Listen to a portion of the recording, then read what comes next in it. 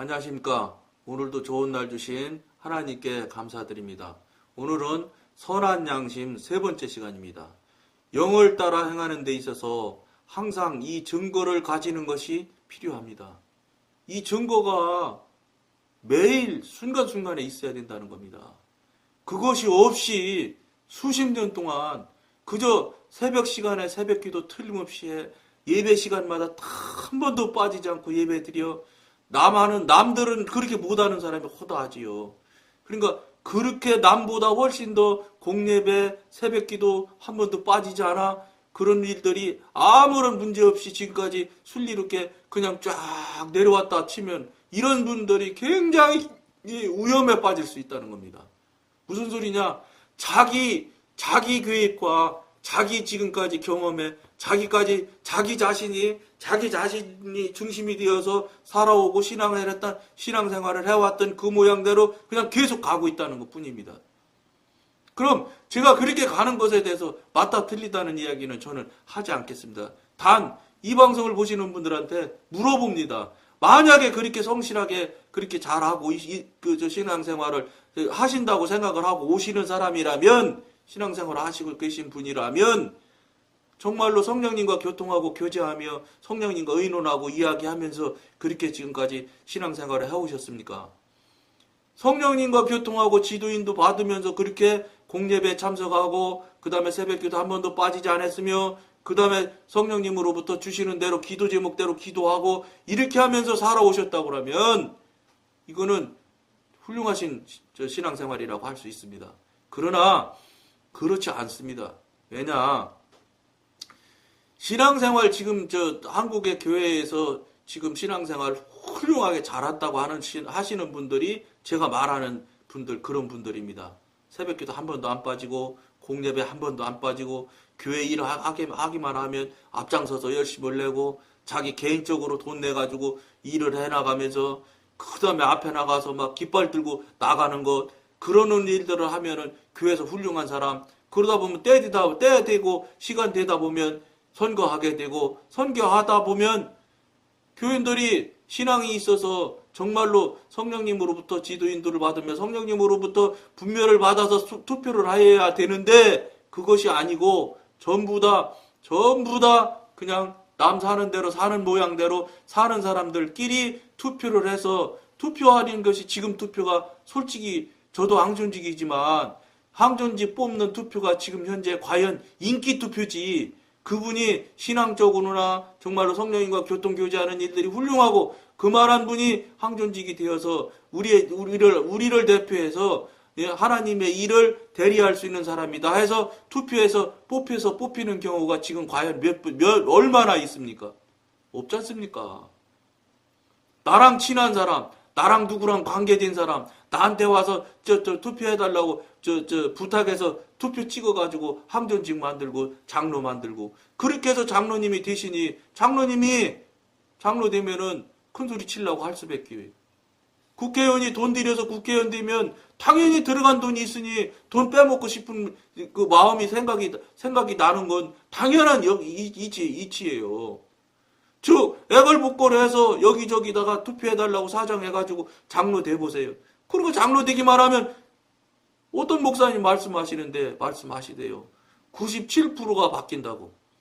장로 되기 전까지는 그렇게 순진하고 순수하게 이 교인들한테 친하게 하고 잘하고 좋은 관계를 맺고 그러면서 신앙생활을 하던 사람들이 장로 투표해서 투표되기만 하면 어떻게 그렇게 한 달도 못 지나가서 한 달은 그만두고 제가 안수집사일 때 같은 안수집사에서 장로님이 두 분이 되어서 같이 식사하면서 아직 임직식도 안 했는데 투표해서 이제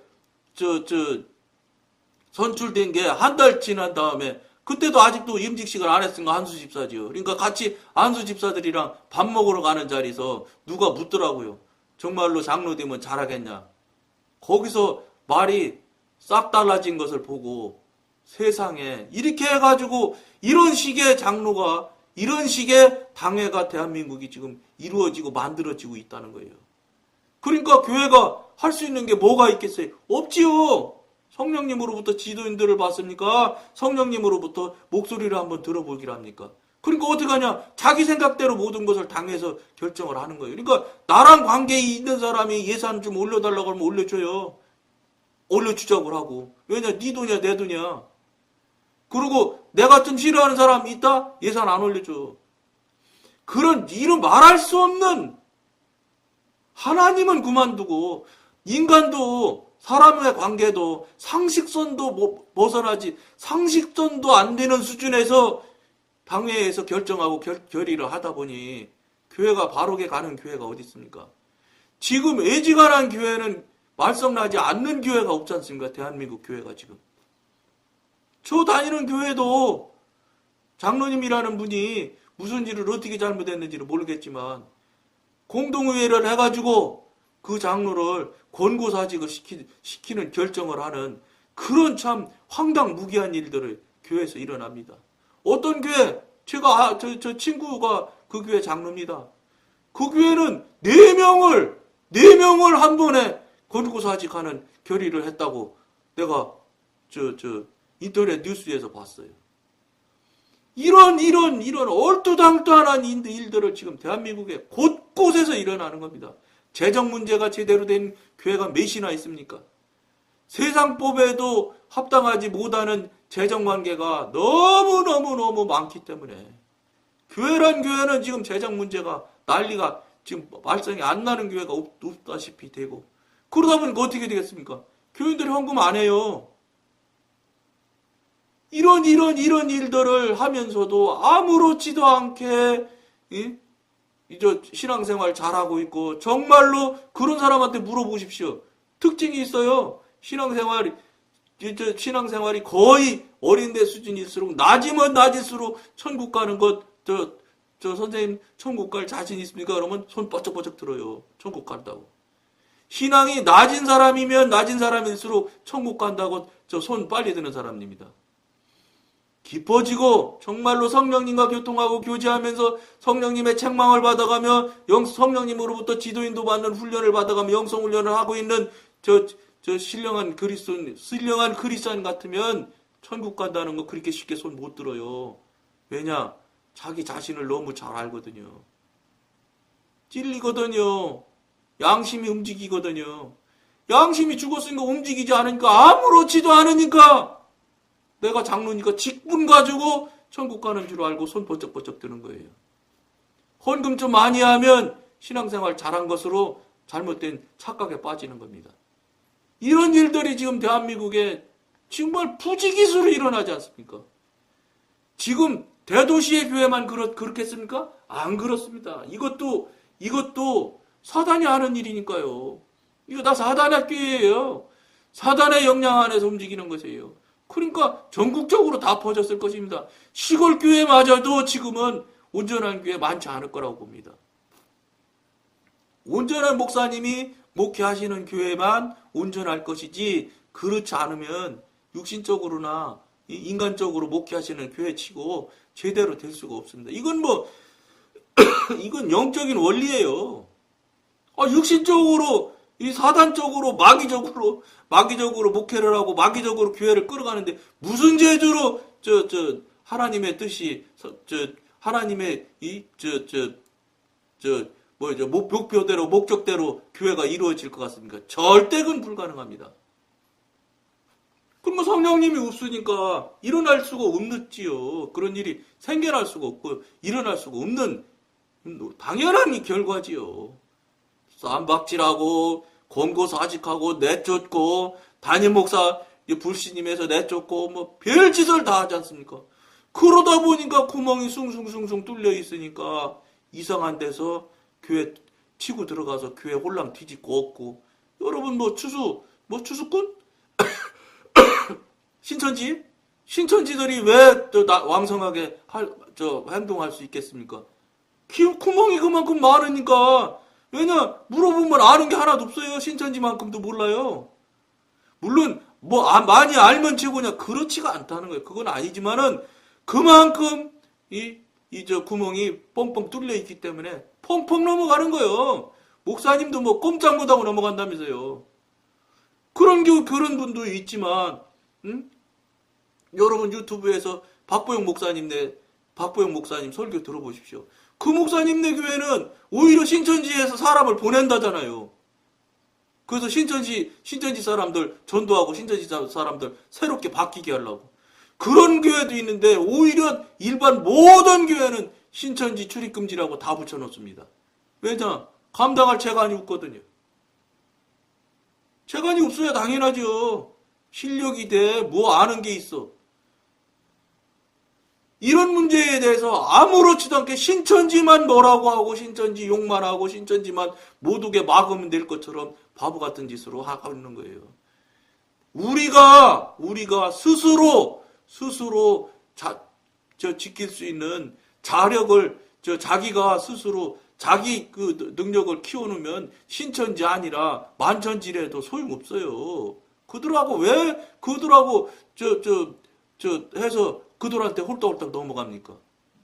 성령님과 교통하고 교제 안 하니까 경험하고 체험할 그 사람들도 경험하고 체험하는 거 못 하거든요. 그 얘기하니까 꼼짝 못 합니다.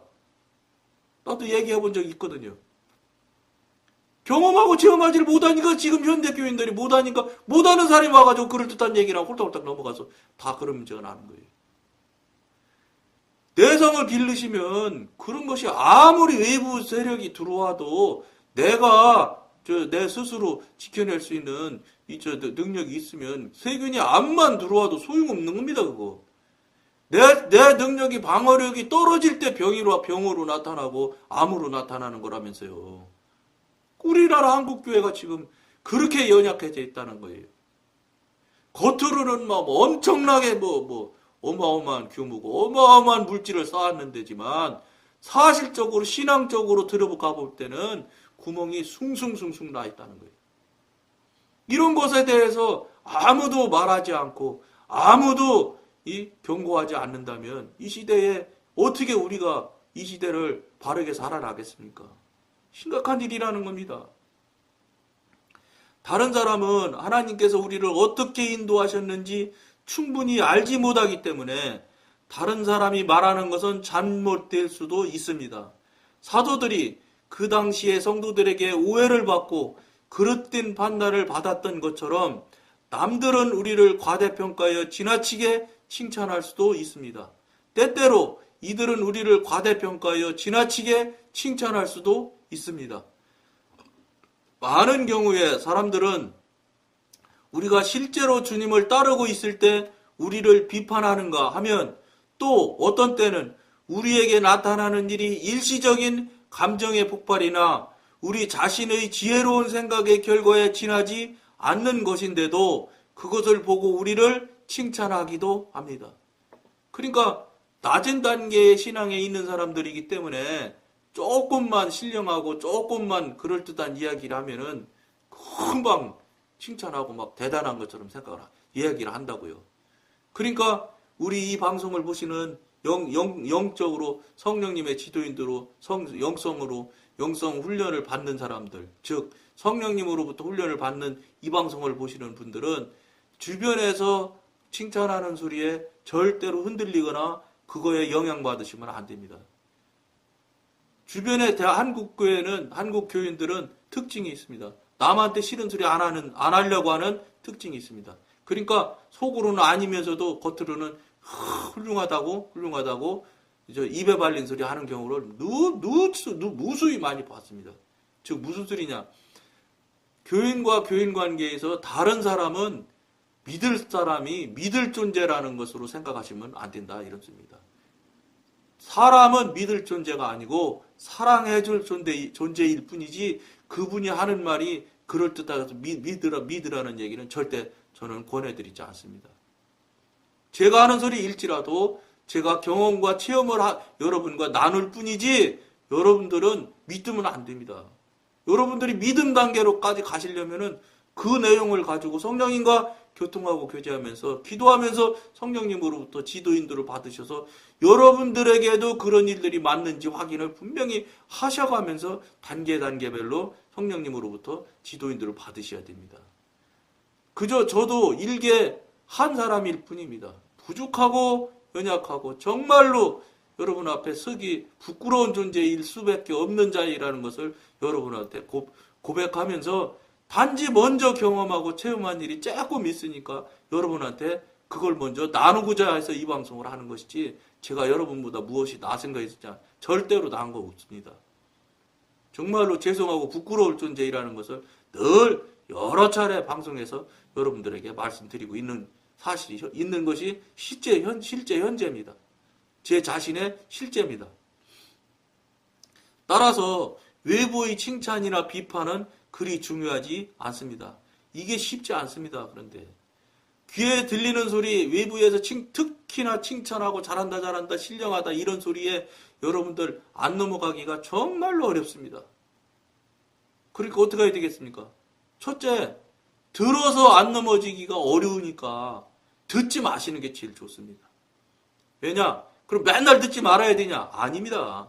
어느 정도 가서 직관까지 열리는 지경 그 정도까지 가면 그런 소리를 하면 옆에서 하는 소리를 그런 칭찬하고 막 이런 소리 하게 되면은 그거를 금방 분별이 됩니다. 아, 이분이 정말 속으로 진심으로 하는 소리구나. 아, 이건 그냥 입에 발린 소리. 이건 그냥 지나가는 소리. 이것이 분별이 온전하게 되는 지경까지 가시면 그때는 들으셔도 괜찮습니다. 그러나 그렇지 않고 초기 단계에서 막 이제 양심의 소리나 듣고 성령님이랑 조금 눈치나 좀 채고 성령님 마음이나 조금 느낌이나 오고 이런 정도 있을 때 이거 하면은 홀딱 넘어갑니다.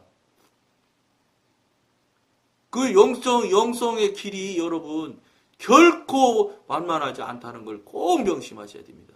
굉장히 호락호락하지 않습니다. 한국에 넘어가면 또 있고 고국에 넘어가면 또 넘어가 있고 또 있고 해가면서 무수히 많은 고개를 넘어가면서 가야 되는 것이지 무슨 스키 타는 것처럼 기분지게 쏙쏙 나가는 그런 일은 거의 없습니다. 정말로 고비고비 넘어가면서 성령님과 눈물 흘려가며 기도하며 지도인도 받아가며 책망 받아가며 회개하가며 맨날 회개가 끊어질 수가 없는 삶을 살아드리는 그런 것이 영성의 길입니다. 영성의 길이 그렇게 호락호락 재미있고 정말로 시원하고 정말로 재미있는 길 같으면 안 갈 사람이 어디 있겠습니까?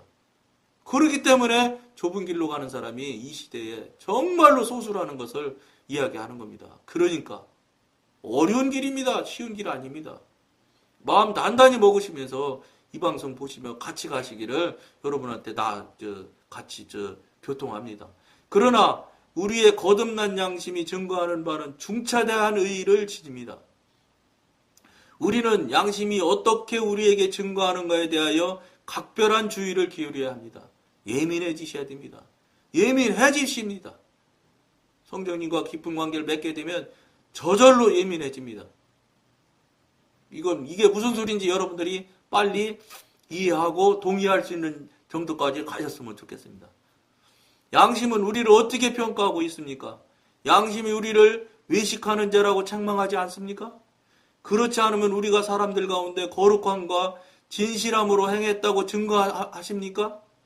양심은 지금까지 우리가 가지고 있는 모든 빛을 따라 행했다고 증언하고 있습니까? 이런 부분에 대해서 스스로에게 물어보고 스스로에게 답을 할 수 있는 여러분들이 관계가 되었으면 좋겠습니다. 왜냐? 답은 여러분들 쉽지 않을 겁니다. 그러니까 답은 어떻게 해야 됩니까? 성령님께 물어보십시오. 반드시 여러분들이 알 수 있는 방법으로 여러분들한테 답을 반드시 성령님께서 답을 내려주십니다. 만약에 안 내려주신다면 여러분들이 진실한 마음으로 그렇게 그것을 꼭 알고 싶고 꼭 체험하고 싶은 마음이 그 진정도가 성령님이 하나님이 입장에서 봤을 때 진정도가 약하다는 겁니다. 정말로 여러분들이 진실하고 진정하게 알려고 한다고 그러면 성령님께서 안 알려주시질 않습니다. 무슨 방법으로든 여러분에게 알려주실 것이니까 그런 관계를 여러분들이 꼭 가셔서 빨리 성령님과 교통하는 만나는 관계가 여러분들이 되었으면 참 좋겠다는 생각을 하면서 오늘은 여기까지만 하겠습니다. 감사합니다.